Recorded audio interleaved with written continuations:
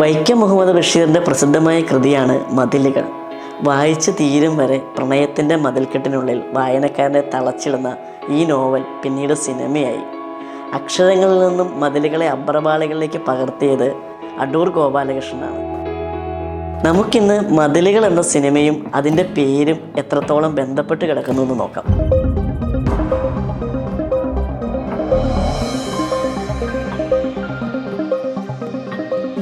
പുറമേ നിന്ന് നോക്കിയ ഒരു ജയിലിന് ആവശ്യമുള്ള ഉയരത്തിലുള്ളൊരു മതിലാണ് സിനിമയിൽ കാണിക്കുന്നത്.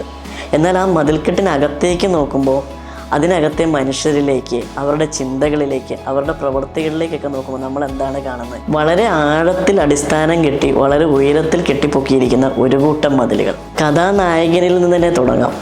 അധികാരി വർഗം ജനങ്ങൾക്ക് മുമ്പിൽ കെട്ടിപ്പൊക്കിയ ചൂഷക മതിലിനെതിരെ തൂലിക ചലിപ്പിച്ചുകൊണ്ടാണ് അയാൾ ആ മതിൽക്കെട്ടിനുള്ളിലാകുന്നത്. അവിടെ എത്തിയ കഥാനായകൻ കാണുന്നതോ അനവധി മതിലുകൾ. അക്കൂട്ടത്തിൽ സാധാരണക്കാരനായ ഒരു സ്വാതന്ത്ര്യ സമര സേനാനിയുമുണ്ട്.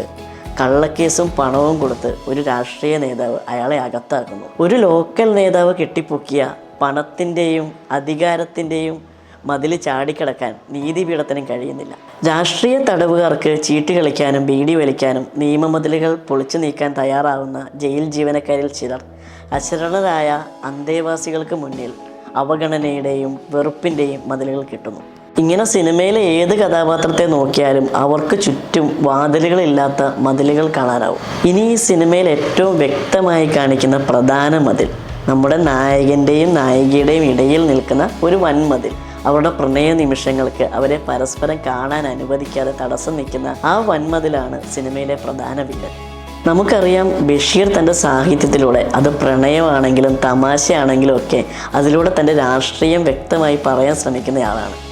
അപ്പോൾ ഒരു പക്ഷേ 1947 ഓഗസ്റ്റ് 14 രണ്ടായി വെട്ടിമുറിക്കപ്പെട്ട രണ്ട് രാജ്യത്തെ ജനങ്ങളുടെ മനസ്സിൽ രൂപപ്പെട്ട വൻമതിലിനെ ആവാം ഈ കൃതിയിലൂടെ അദ്ദേഹം പറയാൻ ശ്രമിച്ചത്. മനുഷ്യ മനസ്സുകളിൽ വെറുപ്പിൻ്റെ മതിലുകൾ കെട്ടാൻ ശ്രമിക്കുന്ന പ്രൊപ്പഗണ്ട സിനിമകൾക്കിടയിലും പരസ്പരം സഹകരണത്തിൻ്റെയും സൗഹൃദത്തിൻ്റെയും കഥകൾ പറയുന്ന സിനിമകൾ ഉണ്ടാകുന്നതും അത് കൂടുതൽ ആളുകളിലേക്ക് എത്തുന്നതും ഒരു പ്രതീക്ഷ തന്നെയാണ്. നമുക്ക് സിനിമ സംസാരിക്കാം.